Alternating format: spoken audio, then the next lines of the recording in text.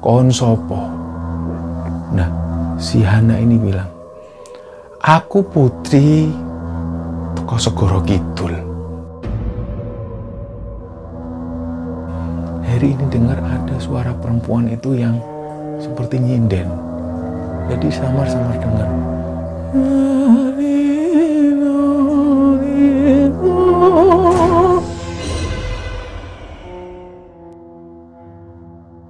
Bismillahirrahmanirrahim. Assalamualaikum warahmatullahi wabarakatuh. Sobat Kembara Sunyi dimanapun teman-teman berada. Pada kesempatan kali ini saya akan menceritakan sebuah kisah yang pernah terjadi di tahun 2013 yang dialami oleh sobat kembara yang bernama Heri. Sebelum masuk ke tayangan, untuk teman-teman yang sedang nonton tayangan ini dan belum juga subscribe sekarang juga agar kami lebih bersemangat lagi dalam membuat konten-konten terbaru di Kembara Sunyi. Dan untuk teman-teman yang telah mendukung kami sejauh ini, kami ucapkan terima kasih banyak. Semoga amal kebaikan teman-teman semua dibalas kebaikan berlipat oleh Allah Subhanahu wa Ta'ala.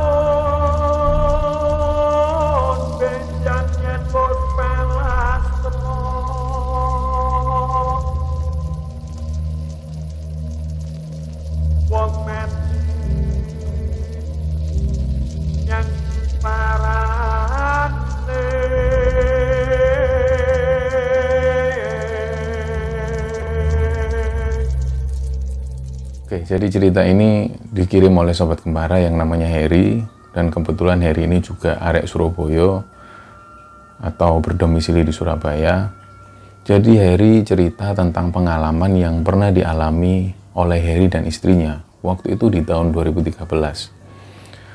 Jadi awal ceritanya waktu itu di tahun 2013 ini Heri baru aja masuk di satu perusahaan swasta di Surabaya. Dan ketika hari pertama kerja, Heri ini langsung dikenalkan oleh bosnya pada teman-temannya. Nah, kebetulan perusahaan ini adalah perusahaan yang cukup besar, jadi banyak sekali karyawan yang bekerja di situ. Ada 3 lantai di situ, dan Heri menempati di lantai 2. Jadi pertama ketika dikenalkan, Heri senang sekali waktu itu, sangat antusias sekali. Dia keliling dari satu meja ke meja yang lain. Dan waktu itu ada satu hal yang membuat Heri ini tertarik, karena ada satu perempuan yang dirasa waktu itu Heri ini benar-benar ngerasa ada rasa dengan perempuan ini. Dan ketika kenalan, perempuan ini memperkenalkan dirinya namanya Hana. Nah, pertemuan waktu itu atau perkenalan waktu itu hanya terjadi sampai di situ saja. Dan kemudian Heri ini beraktivitas seperti biasa karena banyak sekali pekerjaan-pekerjaan kantor. Dan kebetulan Heri ini juga kerjanya juga sering kali di luar kantor.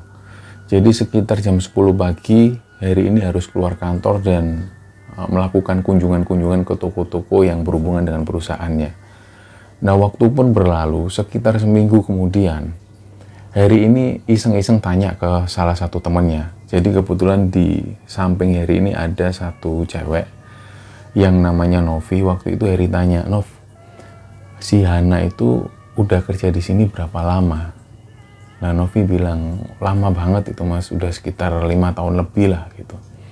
Nah, Heri tanya lagi, "Dia udah nikah belum? Atau udah punya cowok belum?" Nah, Novi jawab, "Belum kok mas, dia belum nikah." "Kenapa? Kamu naksir tak?" Nah, Heri ini agak tersipu malu, terus dia bilang ke Novi itu, "Iya, sebenarnya aku ada feeling sama Hana itu, ada rasa lah sama Hana." Terus Novi bilang, "Tapi dia usianya udah 33 loh mas, kamu sendiri usiamu berapa?" Lah waktu itu Heri bilang kalau usiaku sih baru 28, tapi nggak masalah lah kalau soal usia, yang penting dia ini belum nikah dan belum punya pasangan. "Ya tapi gini mas, si Hana ini memang info yang didapat dari orang kantor, juga yang aku tahu, Mbak Hana ini seringkali gonta-ganti pacar. Dan terakhir waktu itu dia sudah mau nikah sama supervisor yang ada di sini. Ternyata ketika undangan sudah nyebar, si calonnya ini tadi mengalami kecelakaan dan meninggal.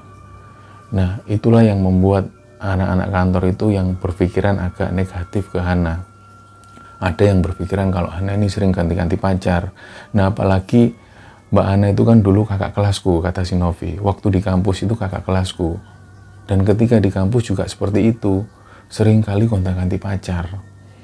Nah, waktu denger cerita dari Novi itu, Heri ini sempat mikir sebentar.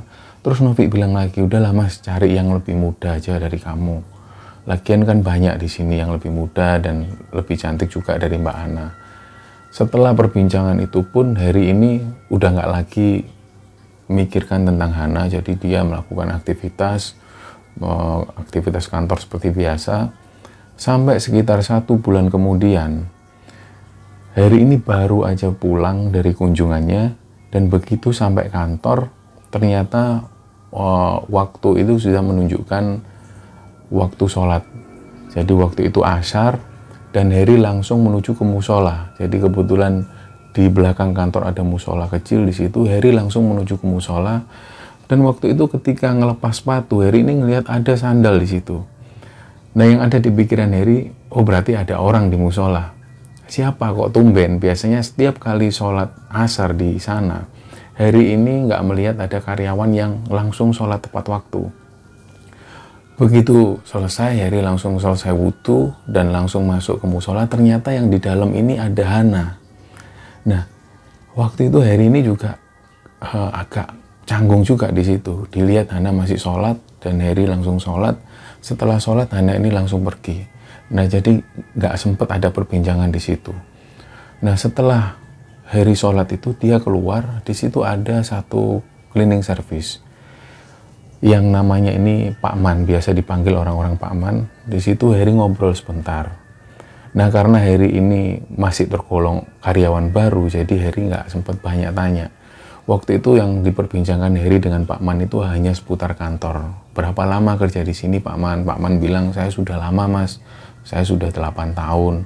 Oh, kalau ya di lingkungan sini ini kalau kita mau makan siang bisa nggak nitip ke Pak Man? Bisa mas, bisa. Saya minta nomornya Mas Heri aja. Nanti kalau Mas Heri kebetulan balik dari kantor dan kebetulan siang, mau makan siang tinggal SMS saya aja atau WA saya. Oh gitu ya Pak Man? Iya, semua orang kantor sini saya punya nomornya. Pak Man bilang seperti itu. Nah, waktu itu Heri ini langsung tanya ke Pak Man. Berarti Pak Man juga punya nomornya Mbak Hana? Mbak Hana punya mas. Kenapa memangnya? Boleh nggak Pak saya minta? Karena saya pengen kenal sama Mbak Hana. Oh gitu ya mas, ada. Dikasihlah nomornya Hana ini oleh Pak Man. Tadi di situ Heri catat di nomor teleponnya, dan Pak Man ini sambil ngirim nomor telepon Hana, Pak Man ini sambil tanya ke Heri, Mas Heri naksir ya sama Mbak Hana? Ya bisa dibilang gitu sih Pak. Oh iya mas, nggak apa-apa mas. Ya, tapi Mas Heri sudah tahu nggak kabar tentang Mbak Hana ini? Tapi saya sendiri juga nggak mau lancang sih Mas ngomong. Jadi Heri bilang, iya Pak, saya sudah pernah dikasih tahu sama Mbak Novi. Oh iya Mas, jadi memang Mbak Hana itu sering kali gonta-ganti pacar. Dan terakhir itu sudah memutuskan mau nikah, undangan sudah tersebar, terus calonnya itu kecelakaan. Nah, calonnya itu juga kerja di sini. Oh gitu ya Pak. Iya Pak, saya sudah dikasih tahu sama Mbak Novi juga hal yang sama. Iya Mas, nggak apa-apa. Kalau memang Mas Heri ingin serius ya nggak apa-apa. Mungkin itu jodohnya, ya kita nggak tahu ya Mas. Ya Pak, makasih Pak Man infonya. Setelah itu pun berlalu, malam itu langsung Heri ini coba chat ke Hana. Jadi yang pertama dilakukan Heri itu, dia mengucapkan salam. Assalamualaikum Hana, salam kenal ya. Aku Heri, karyawan baru di situ. Nah ternyata lama, nggak dibalas lama, hampir sampai 2 jam barulah ada balasan dari Hana. Hana menjawab, waalaikumsalam, ya salam kenal mas. Nah setelah itu Heri ini bingung mau ngapain lagi. Terus coba lagi, Hana kapan-kapan boleh nggak tak ajak makan siang bareng gitu. Hana cuma jawab, insya Allah ya Mas, karena aku itu sendiri kadang titip nasi juga ke Pak Man, dan kadang juga bawa bekal sendiri. Jadi insya Allah kalau pas lagi nggak bawa bekal lah. Nah akhirnya setelah itu Heri agak seneng.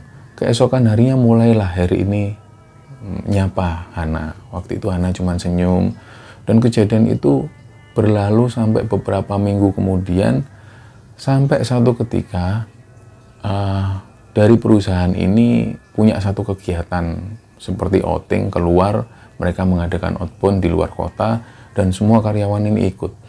Nah disitulah kemudian ada satu permainan outbound yang melibatkan Hana dan Heri. Jadi Hana dan Heri ini terlibat dalam satu tim, mereka dalam satu tim, dalam satu kelompok.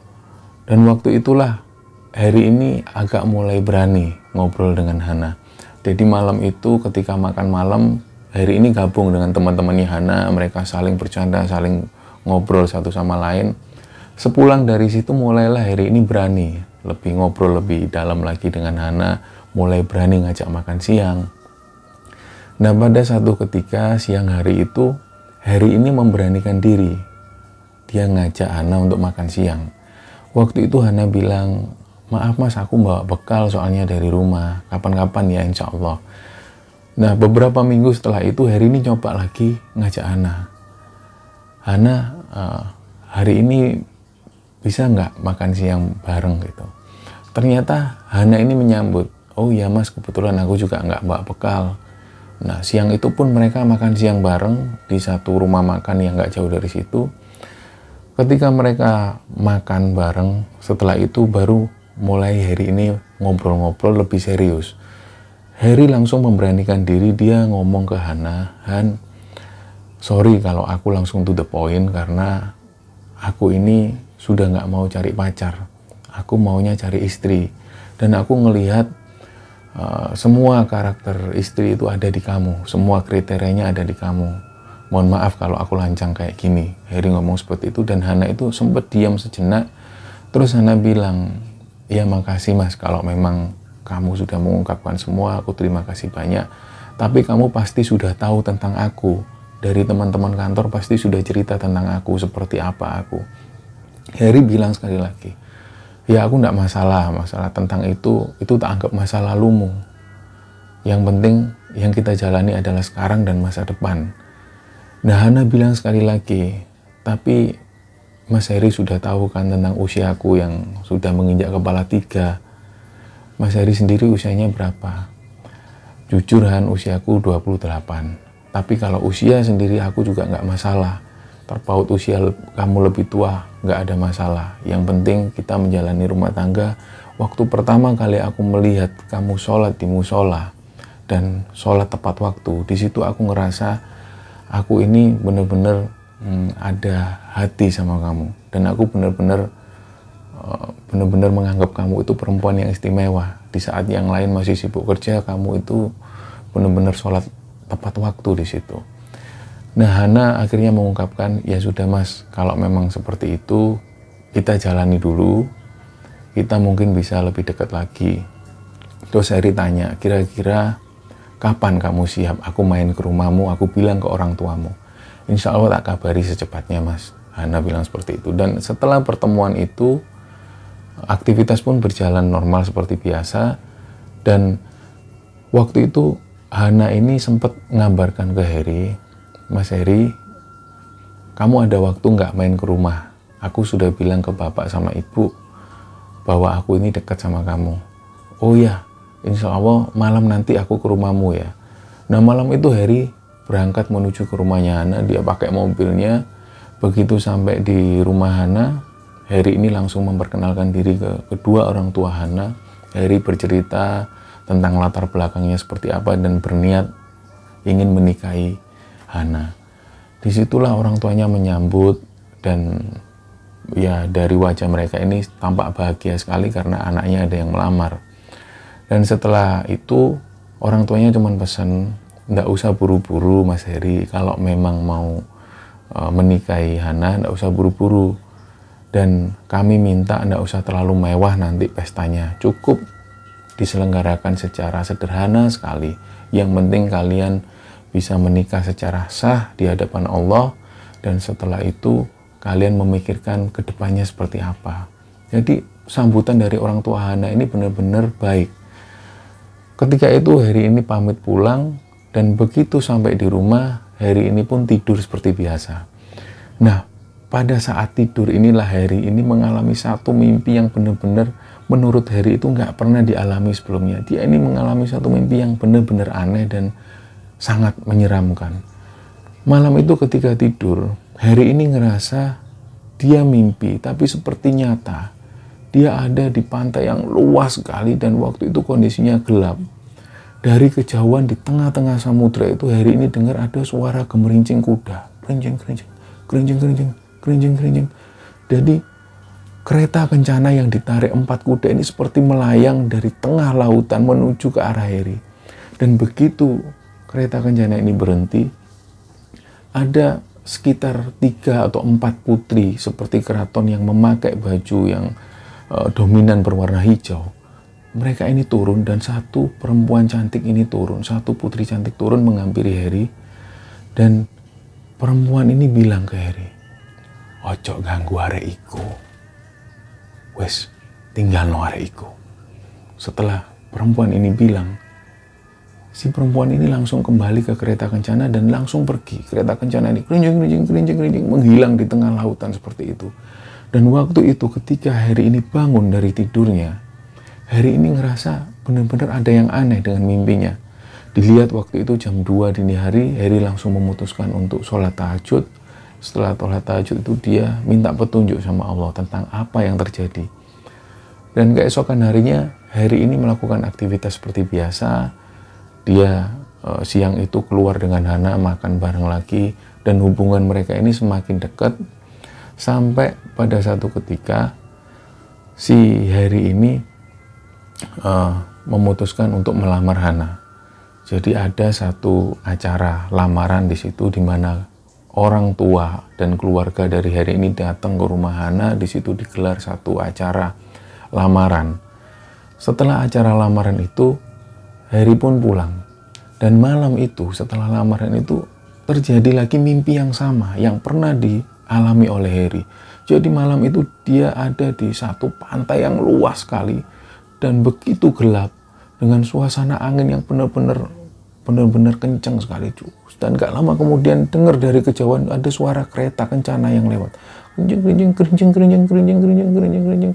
Dan kereta ini benar-benar persis seperti apa yang dilihat Harry pada waktu itu. Dari kereta ini turun lagi satu putri itu, dan putri ini turun gak seperti biasa. Dia turun dari kereta kencana seperti jalan terkupu-kupu sambil nunjuk ke arah Harry. Jadi putri ini jalan dengan cepat sambil nunjuk ke arah Harry seperti marah. Waktu itulah Harry ini seperti orang yang ketindihan. Dia bisa bangun, dan begitu dia bangun nafasnya ini tersengal-sengal. Karena seolah-olah putri ini kayak nunjuk ke arah Harry dengan mata yang melotot, kayak mau mencengkram Harry. Di situ Harry ini ngatur nafasnya, dan keesokan harinya tanpa pikir panjang Harry ini langsung menuju ke rumah ustadznya. Jadi Harry ini kebetulan sering kali aktif di salah satu pengajian di masjid di Surabaya, dan Harry ini juga sering mempelajari ruqyah syar'i bersama ustadznya ini. Ustadz ini namanya Ustadz Bahri. Jadi begitu sampai di rumah Ustadz Bahri, ceritalah Harry. Harry cerita tentang mimpi yang dialami itu, dan benar-benar seolah mimpi itu benar-benar nyata. Waktu itu Ustadz Bahri bilang, "Her, kamu ini lagi deket sama perempuan, atau mungkin ada siapa gitu yang lagi deket sama kamu?" Harry langsung bilang, "Iya Ustadz, saya memang dekat dengan perempuan dan dia ini mau saya nikahi." "Oh gitu Her." "Iya Her, kalau ada kesempatan bawa aja ke sini calonmu, kita ruqyah. Kok aku curiga calonmu ini ada yang mageri. Aku kok yakinnya dari situ. Coba deh kapan-kapan kalau ada waktu bawa ke sini, kita ruqyah." Nah setelah itu barulah Harry ini coba ngobrol dengan Hana. Harry cerita kalau, "Han, aku ini punya satu ustadz yang sudah tak anggap bapakku sendiri. kapan-kapan kita main ke sana, kita silaturahmi. Tapi Harry waktu itu nggak ngomong ke Hana kalau pada saat itu akan dilakukan ruqyah. Jadi Harry cuma bilang silaturahmi ke rumah ustadznya itu. Nah Hana setuju, ya mas, kapan itu? Kalau nanti malam bisa nggak? Bisa mas, insya Allah bisa. Nah malam itu dijemputlah, Hana ini dijemput oleh Harry. Begitu Hana masuk mobil, mereka pun jalan. Dan awalnya mereka ngobrol asik sambil bercanda-canda. Di tengah perjalanan tiba-tiba Hana ini diem. Harry itu sempat tanya, loh Han kok diem? Begitu Harry noleh, Hana ini cuma nunduk. Diam seperti itu, dia nunduk terus. Awalnya Harry belum curiga sama sekali. Dia terus jalan, terus dia tanya lagi, Han, kok nunduk terus? Kok nggak ngomong lagi? Ngomong apa gitu? Hana cuma diem, terus nggak lama kemudian, Hana ini noleh ke arah Harry. Dia noleh, aku mau pulang. Nah waktu itulah Harry ini agak kaget. Duh, kok mau pulang? Kan kita mau silaturahmi ke Ustadz Bahri. Sekali lagi Hana ini bilang, aku mau pulang. Antarkan aku pulang. Nah, disitulah Harry ini sudah ngerasa, wah ada yang nggak beres ini. Karena dari karakter suaranya sudah bukan lagi Hana dan dilihat wajahnya ini pucat. Wajahnya Hana ini pucat dan dia bilang seperti itu ke Harry. Yang Harry ini yakin, nggak mungkin Hana seperti ini. Ini pasti bukan Hana. Begitu Harry langsung melajukan mobilnya, Hana ini terus menerus, mas, aku mau pulang. Aku pulang, antarkan aku pulang. Terus ngomong seperti itu. Dan begitu mau masuk ke komplek perumahan Ustadz Bahri, Hana ini langsung gebrak dashboard mobil dengan bilang, pulang, aku mau pulang. Digebrak lagi dashboard mobil, aku mau pulang, antarkan aku pulang. Jadi benar-benar waktu itu suasananya benar-benar riuh. Dan Hana ini benar-benar menjerit-jerit. Hampir sampai di rumah Ustadz Bahri, Hana ini jerit, aku mau pulang, aku mau pulang. Begitu sampai di depan rumah Ustadz Bahri, ternyata Ustadz Bahri ini sudah ada di depan gerbang. Jadi seolah-olah Ustadz Bahri ini ngerasa ada yang nggak beres. Begitu Ustadz Bahri ini ada di depan, Harry ini langsung keluar dari mobil. Dan Ustadz Bahri bilang, udah Her, sini, diam aja, diam. Di dalam mobil itu, si Hana ini sambil terus melotot ke arah Ustadz Bahri. Dan Ustadz Bahri itu langsung nunjuk ke arah Hana. Ditunjuk. Jadi mukanya Hana ditunjuk dari luar. Hana itu di dalam mobil sambil senyum. Sambil senyumnya marah. Langsung Ustadz Bahri ini langsung menghampiri Hana sambil terus menunjuk dan membacakan sesuatu. Begitu pintu dibuka, Hana ini dengan wajah yang senyum kecut ke Ustadz Bahri. Langsunglah Ustadz Bahri ini tanya, kon sopo? Nah, si Hana ini bilang, aku putri teko Segoro Kidul. Kon lapo nang kini? Kata Ustadz Bahri seperti itu. Dia bilang lagi, arek iki ngonanku, ojo atik diotik. Kon lapo nang kini? Arek iki ngonanku, ojo atik diotik. Hana tetap bilang seperti itu. Aku gak peduli. Aku gak peduli siapapun kamu. Mau kamu Nyi Roro Kidul, mau kamu Putri Segoro Kidul, aku gak peduli. Kamu tetap rendah di hadapanku. Ya, ingat, jiwa dan raga manusia Allah yang memiliki, bukan kamu. Kalau kamu gak melepaskan anak ini, kamu tahu akibatnya. Ustadz Bahri ngomong seperti itu. Terus tiba-tiba, Hana ini tiba-tiba ngelihat Ustadz Bahri sambil senyum. Terus setelah itu langsung dia ini lemes. Dibangunkan oleh Harry. Hana. Terus Hana ini bangun. Ya mas, kita udah sampai mas. Iya. Loh kenapa? Kamu kok kayak bingung gitu? Hana sempat tanya. Udah nggak apa-apa. Dikasihlah minum. Waktu itu Harry diajak ngobrol dengan Ustadz Bahri. Ketika itu Ustadz Bahri bilang, Her, ternyata benar dugaanku. Calonmu ini ada yang sengaja mageri. Jadi mungkin ada yang gak suka sama calonmu ini, terus dia sengaja mageri supaya siapapun yang dekat sama calonmu ini, dia akan menghindar. Coba kita lakukan ruqyah secara rutin, kamu bawa setiap habis maghrib, kamu bawa ke sini, kita lakukan ruqyah secara rutin. Ustadz Bahri bilang seperti itu. Iya Ustadz, baik Ustadz. Setelah itu diantarkanlah pulang, Hana ini diantarkan pulang oleh Harry. Begitu sampai di rumah, keluarganya atau kedua orang tuanya ini juga panik, loh ada apa Mas Heri kok Hana seperti itu. Jadi Hana ini dipopong oleh Heri karena badannya benar-benar lemes, dibawa oleh orang tuanya, dimasukkan ke kamar. Waktu itu orang tuanya tanya ke Heri, loh kenapa Mas Heri kok Hana seperti itu. Barulah Heri ini cerita, Bu, Pak, mohon maaf, saya ini ngelihat Hana itu memang sudah agak aneh dari awal. Dan tadi itu Hana ini seperti orang yang kesurupan. Memang rencananya saya mau membawa Hana ini untuk diruqyah. Tapi ternyata di tengah jalan Hana ini seperti orang yang kesurupan. Mohon maaf saya tanya sekali lagi. Hana ini punya masa lalu yang seperti apa? Apa mungkin Hana ini pernah nyakiti orang? Atau mungkin seperti apa? Mohon maaf kalau saya lancang tanya seperti ini karena ini untuk Hana. Biar Hana ini ke depan bisa lepas dari semua ini. Disitulah bapaknya itu ngelihat ke arah ibunya dan ibunya mulai cerita. Ya gitulah Mas Heri, saya itu udah curiga. Mungkin karena laki-laki itu, ibunya mulai cerita bahwa dulu di sekitar usia Hana, sekitar 20-an itu ada laki-laki yang melamar. Kebetulan satu kerjaan dengan Hana di perusahaan yang lama.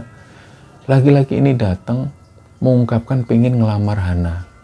Waktu itu sebenarnya Hana ini nggak seberapa suka dengan laki-laki ini karena laki-laki ini menurut Hana, dia ini jauh dari agama, nggak pernah mendirikan sholat. Jadi Hana itu nggak srek. Tapi karena pada waktu itu laki-laki ini datang dengan orang tuanya ingin melamar Hana. Jadi Hana bilang, dan kebetulan waktu itu Hana juga ingin melanjutkan kuliahnya di S2. Hana bilang nggak bisa menerima karena masih ingin melanjutkan kuliahnya di S2. Dia masih ingin melanjutkan dan orang tuanya mengungkapkan ke orang tua laki-laki ini kalau mohon maaf, bukan berarti menolak, tapi karena Hana ini pengen melanjutkan sekolahnya di S2. Nah waktu itu mungkin ada kekecewaan dari orang ini dan laki-laki ini sempat bilang sesuatu ke kedua orang tuanya. Ya sudah Bu, kalau memang seperti itu, tapi jangan cari saya kalau ada apa-apa sama Hana. Nah itulah yang ada di pikiran kedua orang tua Hana. Jadi besar kemungkinan laki-laki inilah yang membuat Hana seperti ini. Waktu itu Heri terus bilang ke kedua orang tua Hana, ya sudah Bu, insya Allah setelah ini kita lakukan ruqyah secara rutin pada Hana. Dan kita yakin bahwa Allah Maha Penolong, nggak ada kekuatan yang melebihi kekuatan Allah. Heri bilang seperti itu ke kedua orang tuanya, dan orang tua Hana ini agak ngerasa lega. Pulanglah Heri. Dan ketika pulang, pada saat mau tidur itu Heri ini ngerasa antara sadar dan nggak sadar. Karena Heri ini tidur dan menghadap ke atas, antara sadar nggak sadar. Heri ini membuka matanya. Di atas persis ini ada perempuan dari yang berpakaian seperti putri keraton itu. Yang memakai baju yang dominan warna hijau tua.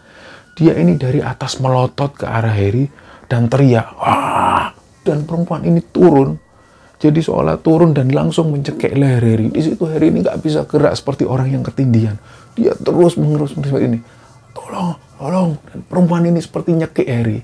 Kejadian itu beberapa detik dan Heri langsung bisa bangun. Setelah itu Heri langsung ambil wudhu dan dia berdoa. Keesokan harinya barulah ruqyah ini dimulai.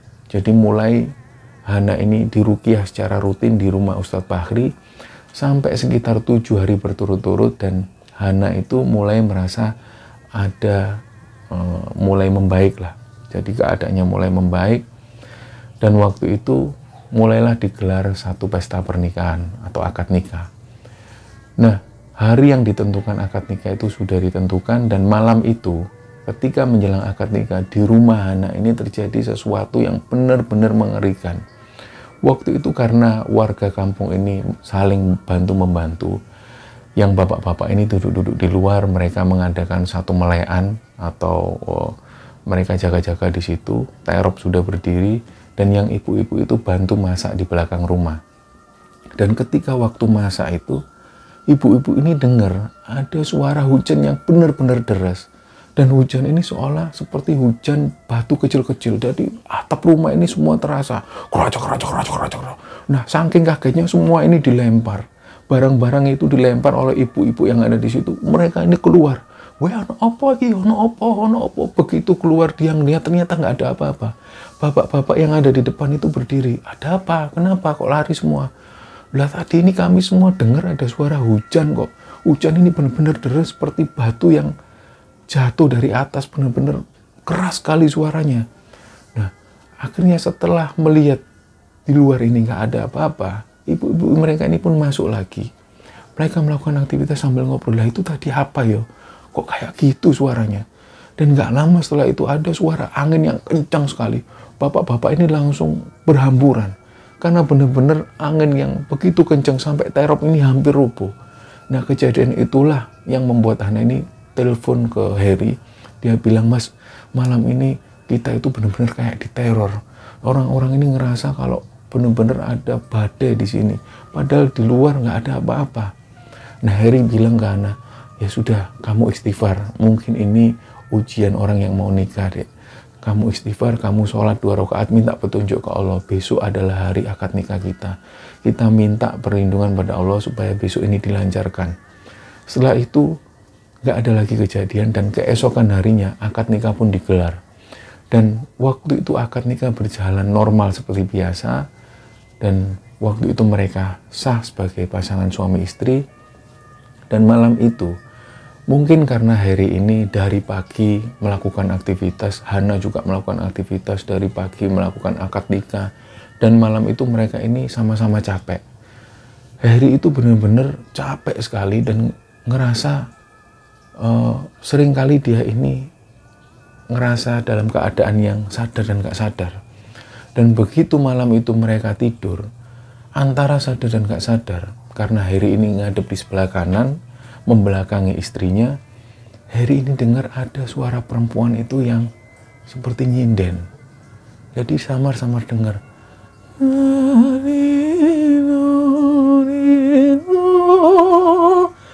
Harry ini terus dengar. Semakin dia membuka matanya, suara ini semakin jelas terdengar.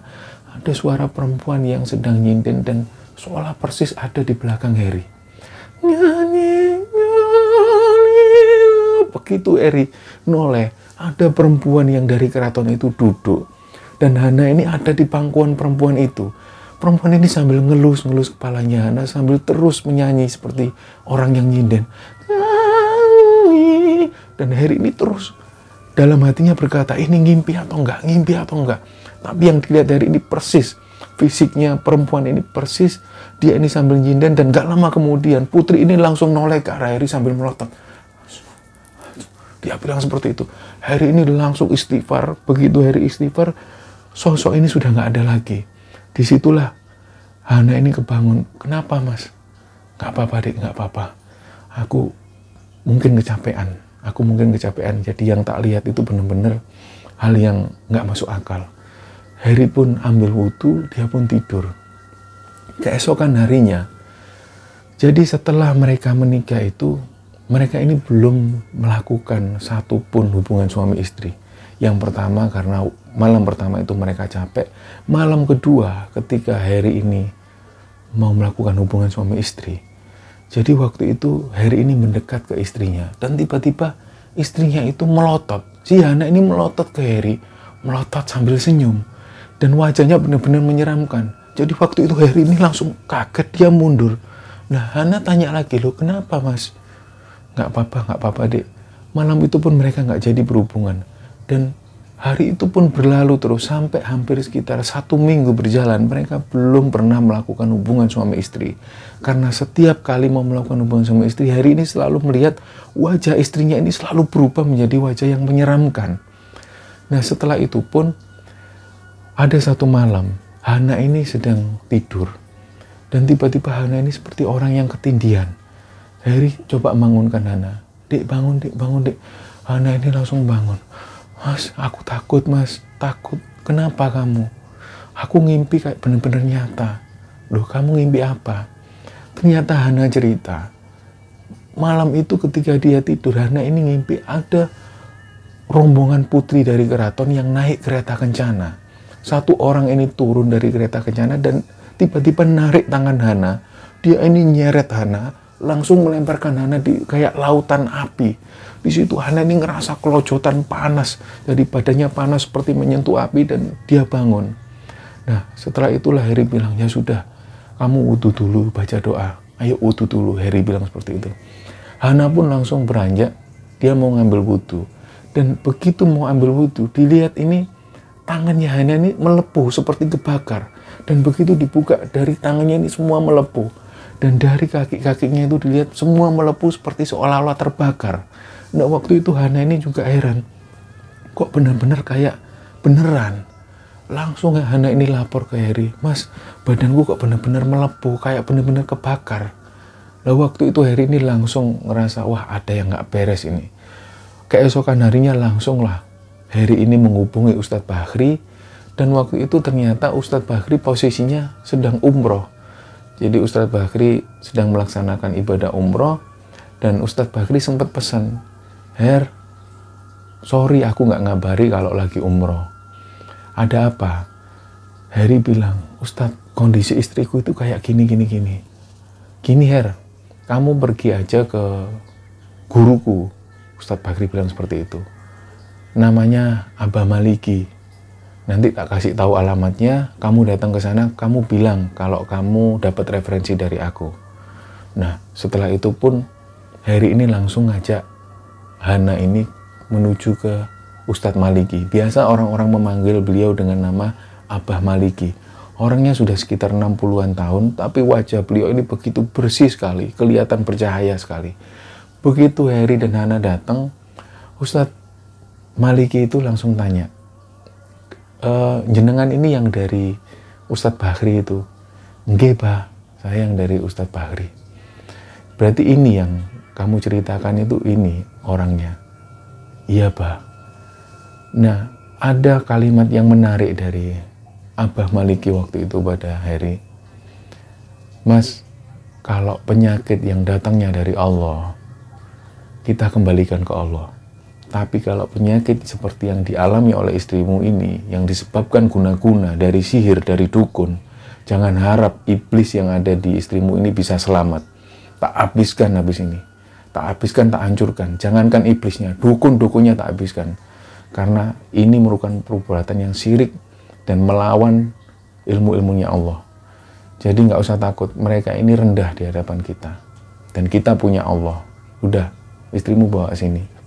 Begitu Hana didekatkan, Ustadz Maliki atau Abah Maliki ini cuman megang keningnya Hana.